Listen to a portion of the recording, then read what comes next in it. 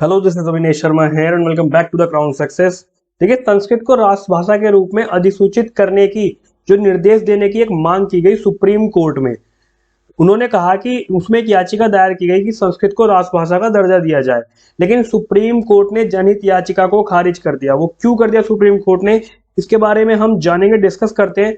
और ये आपके यूपीएससी के जीएस पेपर में आर्ट एंड कल्चर के लिहाज से इंपॉर्टेंट न्यूज है ये, ठीक है। इससे रिलेटेड हम क्वेश्चन भी डिस्कस करेंगे और जो इसकी डिटेल्ड नॉलेज है वो भी हम थोड़ा इसके बारे में पढ़ने की कोशिश करेंगे। देखिए, द हिंदू ने इसको कवर किया हुआ है।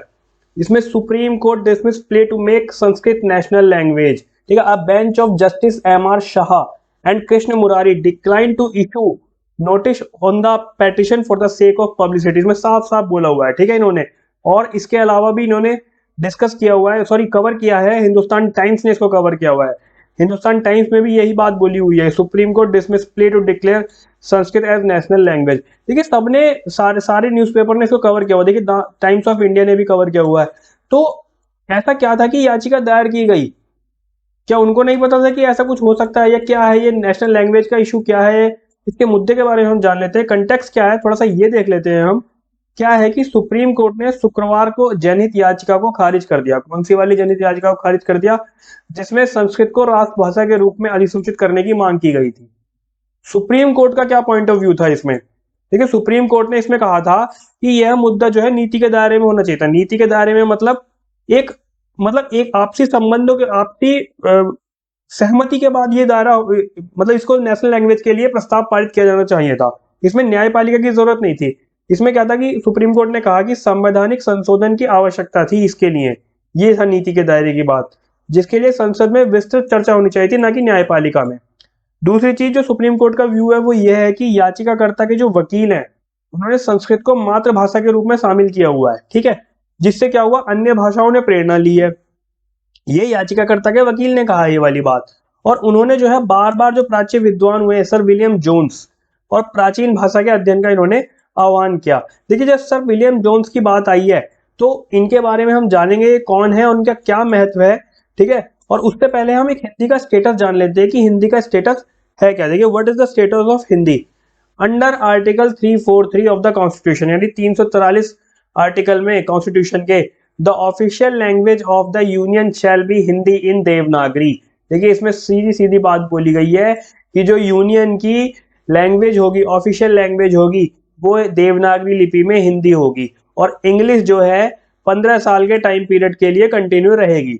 लेकिन ऑफिशियल लैंग्वेज एक्ट 1963 यानी भाषा अधिनियम 1963, इसमें इन्होंने जो 15 साल का टाइम पीरियड था उसके एक्सपायरी के बाद इन्होंने बोला कि constitution originally allowed the use of English for official purpose, ठीक है।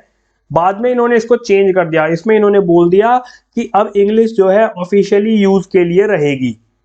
एक बात और इसमें जो है वो आर्टिकल 351 में है। आर्टिकल 351 क्या कहता है कि union government to promote the use of Hindi. इसमें हिंदी को प्रमोट करने की बात की गई है केंद्र सरकार द्वारा, ठीक है जी। ये वाली चीज इसमें कही गई है। इससे रिलेटेड अब हम जानते हैं विलियम जोन्स के बारे में। ये अबाउट विलियम जोन्स। देखिए, विलियम जोन्स क्या थे कि एक सुप्रीम कोर्ट के जज थे, और सुप्रीम कोर्ट के जज के साथ साथ एक भाषाविद भी थे। इन्होंने प्रस्तावित किया कि यूरोपियन और इंडो आर्यन भाषाओं के बीच एक संबंध का अस्तित्व है आपस में, ठीक है। इसका नाम इन्होंने दिया इंडो यूरोपीय, ठीक है। क्या नाम दिया इन्होंने इसका? इंडो यूरोपीय। और 1784 ईस्वी में एशियाटिक सोसाइटी ऑफ बंगाल की स्थापना विलियम जोन्स द्वारा की गई। इसमें स्टेटमेंट बन सकती है कि एशियाटिक सोसाइटी ऑफ बंगाल की स्थापना 1785 में की गई, 83 में की गई। यहाँ पे देखिए क्या है यार, 84 में की गई। हालांकि फैक्ट एकदम से यूपीएससी नहीं पूछता है। विलियम जोन्स से रिलेटेड ये कथन स्टेटमेंट पूछ सकता है कि इनके द्वारा स्थापना की गई। अगर आपको ऑप्शन ए, ऑप्शन बी ये सही लगता है तो आप उसमें टिक करेंगे, लेकिन फैक्ट एक बार को यूपीएससी नहीं पूछता है। लेकिन फिर भी जब डिटेल डिस्कस है तो हम जानेंगे इसके बारे में जरूर। और जोन्स ने सबसे पहले सुझाव भी दिया कि संस्कृत ग्रीक और लैटिन भाषाओं की जड़ों के समान है, ठीक है। इनकी जड़ों के एक समान है। और उन्होंने यह भी सुझाव दिया कि संस्कृत जो है भारत में अन्य राजाओं के विजेताओं द्वारा कुछ बहुत ही दूरस्थ युग में पेश की गई थी, ठीक है जी।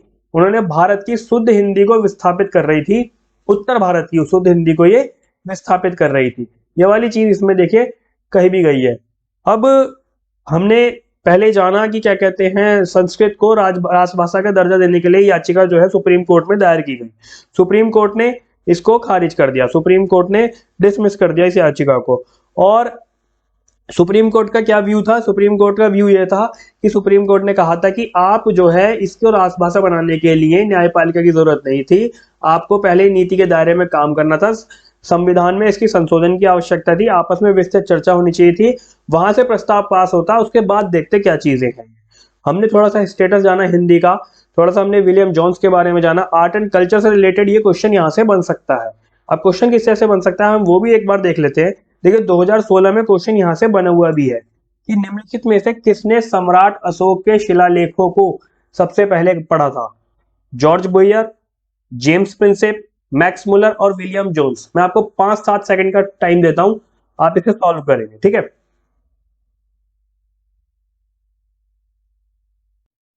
देखिए कमेंट बॉक्स में आप अपना आंसर लिखेंगे, यहां हम डिस्कस कर लेते हैं। जो इसका आंसर है जेम्स प्रिंसेप है। 1837 में जेम्स प्रिंसेप ने अशोक के शिलालेखों की व्याख्या की। ठीक है जी, ये वाली चीज थी, ये न्यूज थी, इंपॉर्टेंट न्यूज थी, आज हमने डिस्कस भी की। तो चलिए आज के लिए बस इतना ही। वीडियो अच्छी लगी हो तो फीडबैक जरूर दीजिएगा और साथ ही चैनल को भी सब्सक्राइब कीजिए फॉर मोर अपडेट्स। अपना और अपनी फैमिली का ध्यान रखिए। तो बने रहिए हमारे साथ, मिलते हैं अपने अगले लेक्चर में। Thank you.